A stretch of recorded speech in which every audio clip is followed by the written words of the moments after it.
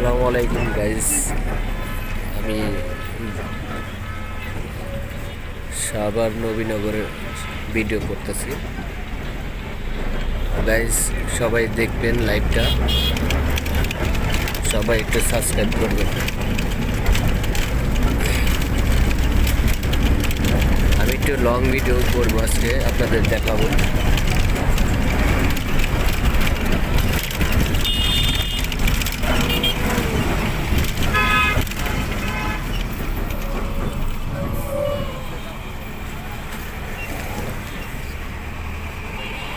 এটা হলো চিতিসেদের বাউন্ডারি।